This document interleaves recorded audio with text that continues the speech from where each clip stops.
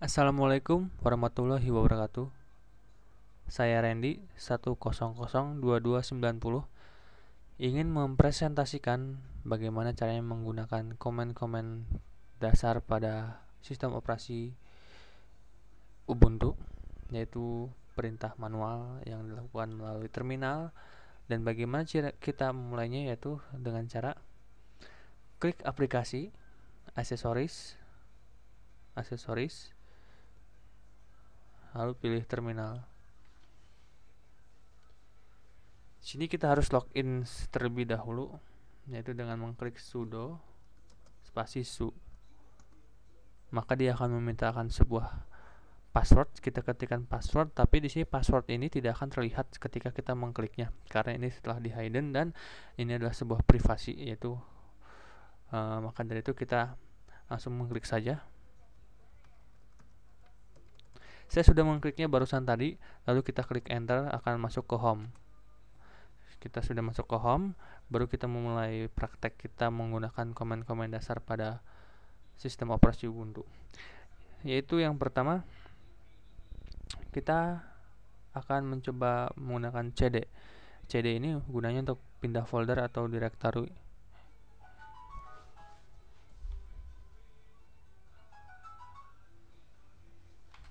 Setelah itu kita klikkan cd di sini, spasi, namanya. Kita ingin masuk ke folder, kita cek dulu ya, ada folder apa di sana. Kita masuk ke folder bb, cd bb slash. Kita masuk ke folder bb, dan setelah kita ingin masuk ke folder bb, kita sudah masuk, kita ingin melihat data-data yang ada di folder bb. Kita coba menggunakan ls. ls ini gunanya untuk melihat daftar file yang ada di dalam folder itu. Kita klik, ternyata di sini ada satu folder dan satu file. File itu yang berwarna putih dan folder yang berwarna biru. Ini. Nah, bagaimana kita caranya untuk kembali ke folder sebelumnya, yaitu dengan mengklik cd titik 2 kali enter. Kita kembali ke folder sebelumnya, dan ketika kita ingin melihat folder yang ada di folder ini, yaitu folder yang sebelumnya, itu sama mengklikkan ls juga. ls, lihat ada banyak ya, ada banyak folder dan satu file.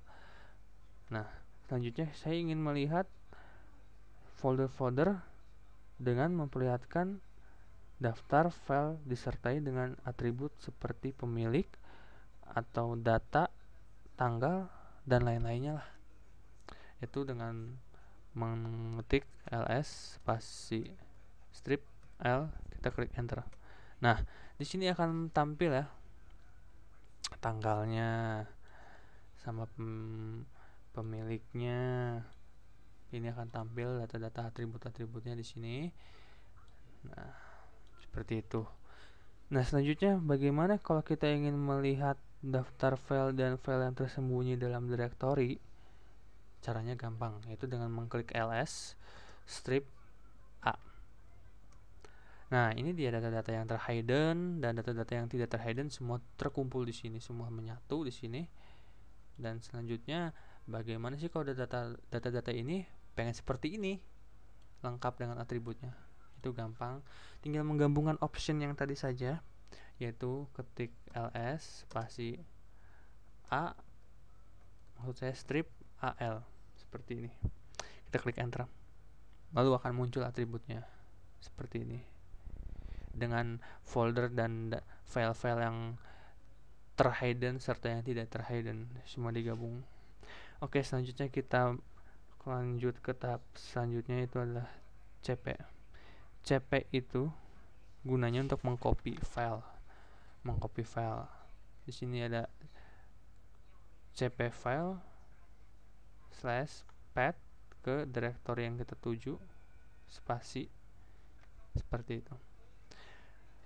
Mungkin lebih jelasnya kita langsung praktekkan saja ya, seperti ini. cp spasi filenya, kita ingin memindahkan file yang, misalnya kita ingin memindahkan file yang ini, new file.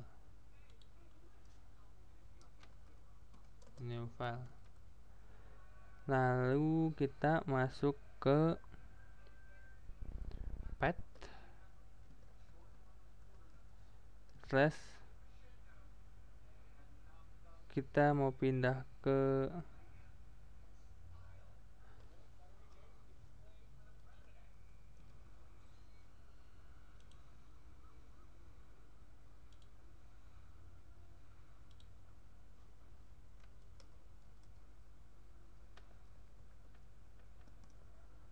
maaf, terjadi kesalahan, maksud saya.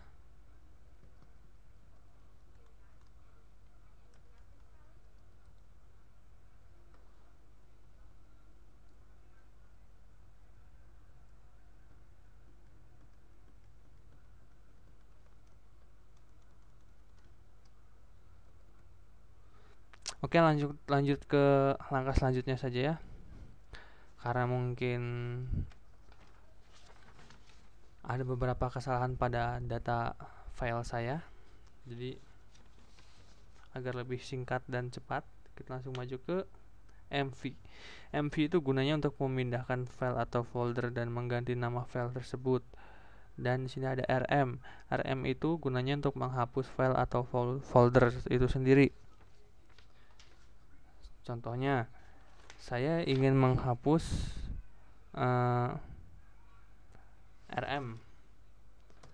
RM datanya namanya BB. Si BB ini ingin saya hapus. Bagaimana caranya? Kita coba. Maaf, ulang lagi. BB.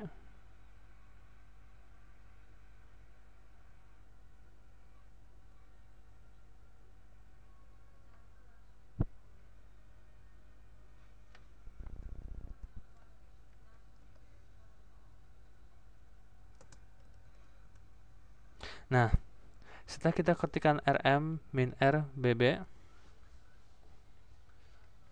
baru dia akan terhapus. Tidak ada bb, tidak ada ya, sudah tidak ada. Lalu selanjutnya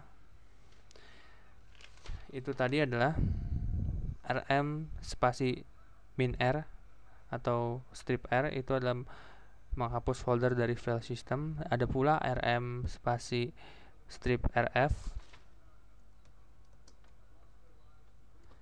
ini menghapus data folder secara paksa dari file system. Jadi ketika ada data yang tidak bisa dihapus, kita menggunakan cara hapus paksa. Dan beda dengan rm saja. Rm ini untuk menghapus file, bukan folder tapi file, seperti itu. Nah, lanjut ke langkah selanjutnya, yaitu mkdir. Mkdir itu gunanya untuk membuat data, maksudnya membuat folder ya. Caranya itu adalah ketik mkdir, masukkan folder yang ingin kita beri nama. Misalnya di sini tidak ada ya folder yang namanya misalnya Joko. Kita ingin membuat folder yang namanya Joko di sini. Maka kita langsung buat aja di sini folder yang namanya Joko. mkdir Joko. Enter. Sudah ada ya, nih folder yang namanya Joko ini ya. Ya, langsung membuat folder yang namanya Joko. Nah, setelah itu kita langsung masuk tahap selanjutnya, dimana di sini kita akan melihat daftar proses yang sedang berjalan. Misalnya kita ketik PS itu gunanya tadi untuk melihat program yang sedang berjalan atau proses yang sedang berjalan.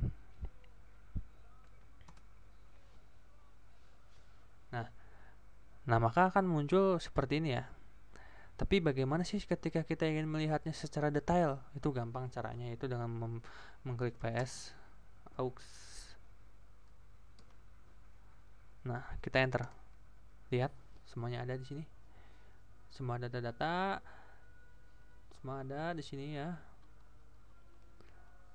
Secara detail dengan atribut-atributnya. Lalu yang kedua, saya ingin membunuh atau mematikan salah satu program yang sedang berjalan. Contohnya kita ambil Mozilla, kita klik Mozilla. Nah, saya ingin Mozilla ini di-close secara manual melalui terminal. Kita close saja di sini. Tapi sebelumnya kita lihat dulu. Karena untuk menghapus itu harus menggunakan PID. PID itu adalah yang seperti yang ini. Saya kasih tahu ya. PID itu adalah ini. Ini PID. Ininya nih. 1 2 3 misalnya Mozilla PID-nya berapa? 2 atau 3 gitu. Seperti itu. Nah, karena kita ingin melihat PID-nya, kita coba lagi ketik ps aux. Nah, ternyata Firefox ini PID-nya 1938. Cara menghapusnya bagaimana? Pertama kita klik kill 1938. Kita lihat ya, ini Firefox, ini di belakang layar ini Firefox, Mozilla Firefox. Apakah dia akan terclose secara manual melalui terminal ini? Kita coba ya. Terclose. Jadi sistem itu langsung dimatikan dan tertutup sudah Mozilla Firefox-nya. Ada juga sini kill program. Bagaimana cara matiin program ada sama seperti tadi, dan juga ada kill all program. Jadi ntar ketika kita klik kill all program, maka semuanya akan tertutup atau dimatikan programnya. Ada juga di sini chat, yaitu CAT, melihat isi file. Ada juga man, melihat manual dari sebuah perintah shell. Ada PWD, mencetak direktori yang sedang sekarang, PWD ya. Nah, ini dia direktorinya Randy 666 seperti itu. Ini direktori yang sedang sekarang, PWD. Kalau misalnya kita masuk ke CD mana ya? Mungkin public kali ya. Maaf, tidak bisa. Kita coba buat folder dulu.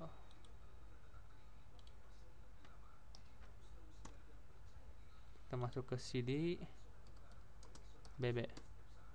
Nah, saya ingin tahu direktori sekarang itu apa. Ya kita klik aja PWD sini. Nah, direktori sekarang BB. Kita ada di BB. CD titik-titik, kita keluar lagi.